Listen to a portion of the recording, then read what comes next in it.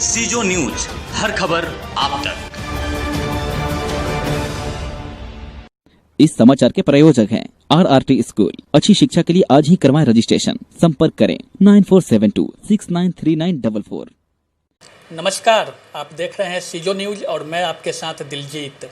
जैसा कि हम सभी जानते हैं कि अगले माह जुलाई में 5 तारीख को गुरु पूर्णिमा है और गुरु पूर्णिमा के अवसर पे हर वर्ष पंडित धीरज झा धर्मेश जी महाराज जी द्वारा आयोजन करके भंडारा, कथा और दीक्षा देने की कार्य कई वर्षों से होते आ रही है। अभी हम पहुंचे हैं बैरिया स्थित उनके कार्यालय में और हम जानेंगे कि इस वर्ष कोरोना वैश्विक महामारी को लेकर जो कोरोना का संकट काल चल रहा है उसमें सरकार की जो दिशा निर्देश है उसमें किसी भी प्रकार की कोई अनुष्ठान, पूजा या भीड़ भाड़ लगाना साफ तौर पे मना है। और इस रूप में इस बार गुरु पूर्णिमा के अवसर पे क्या किया जाएगा, इन्हीं सब को लेकर के हम इनसे जानकारी लेने पहुंचे इनके कार्यालय में और हम जानेंगे इस बार कि किस प्रकार से गुरु पूर्णिमा मनाई जाएगी। आइए हम जानते हैं धीरज झा जी से।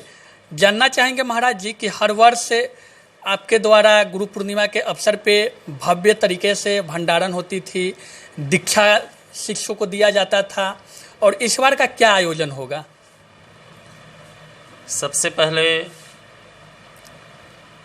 आपको और आपके तमाम दर्शकों को जय श्री राधे, बहुत बहुत उनके लिए मंगल कामना। इस बार का जो परिवेश है, संपूर्ण देश प्राकृतिक आपदा वैश्विक महामारी से जूझ रहा है। भारत की अर्थव्यवस्था अस्त व्यस्त स्थिति में है। चारों तरफ प्राकृतिक आपदाओं का प्रकोप हो रहा है। उस परिवेश काल को देखते हुए भारत सरकार का भी दिशा निर्देश है और हम जनमानस का भी एक कर्तव्य बनता है। जब प्राकृतिक आपदा हो, जब देश संकट में हो, मानव संकट में हो, तो उसके अनुरूप कार्य को करना चाहिए। जैसा कि आपने भी कहा, पिछले कई वर्षों से लगातार धर्मेश राधे श्री कृष्ण शिष्य परिवार के द्वारा गुरु पूर्णिमा के पावन अवसर पे संगीतमय श्रीमद् भागवत कथा का आयोजन होता रहा है। भव्य तरीके से शिष्यों के द्वारा गुरु पूजन का आयोजन किया जा रहा है। सामूहिक गुरु पूजन, सामूहिक गुरु दीक्षा, सामूहिक हवन, सामूहिक भंडारा, दीन अनाथ लाचार गरीबों में वस्त्र वितरण, भोजन उनको कराया जाता था। ये सारा आयोजन किया जाता था। परंतु इस वर्ष कोरोना महामारी के कारण WHO, भारत सरकार, स्वास्थ्य विभाग एवं समस्त बुद्धिजीवियों का दिशा निर्देश है जो सोशल डिस्टेंस का मेंटेन करना है, भीड़ अधिक नहीं लगानी है, बड़ा कोई आयोजन नहीं करना है। तो इस परिवेश को देखते हुए इस बार हमने गुरु पूर्णिमा के आयोजन को 1 दिवसीय आयोजन रखा है।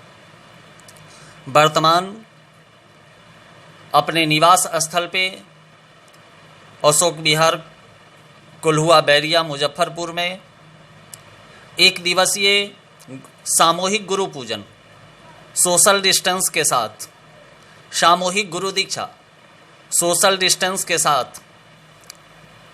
गुरु प्रसन्नता एवं विश्व कल्याणार्थ सामूहिक हवन एवं महामारी को देखते हुए प्रसाद वितरण की व्यवस्था की गई है। ये सारी व्यवस्था शिष्य परिवारों के द्वारा किया गया है।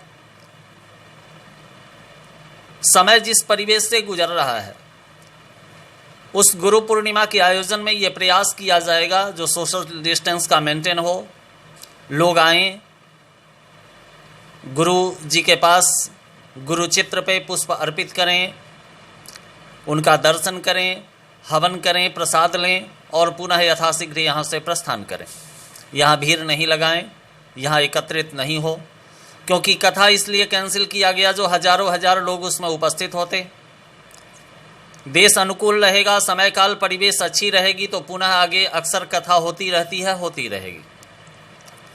वर्तमान परिवेश में ये करना बेहतर है। हम सभी को साफ सफाई स्वच्छता के साथ सोशल डिस्टेंस को मेंटेन करते हुए इस महामारी का सामना करना है, इस महामारी से लड़ना है, क्योंकि समय यही कह रहा है और यही करना चाहिए। आपके माध्यम से मैं तमाम जुड़े शिष्य परिवार एवं समस्त धर्मानुरागी साधक गणों को ये आग्रह निवेदन करता हूँ, जो गुरु पूर्णिमा के अवसर पे आप जिनसे जुड़े हैं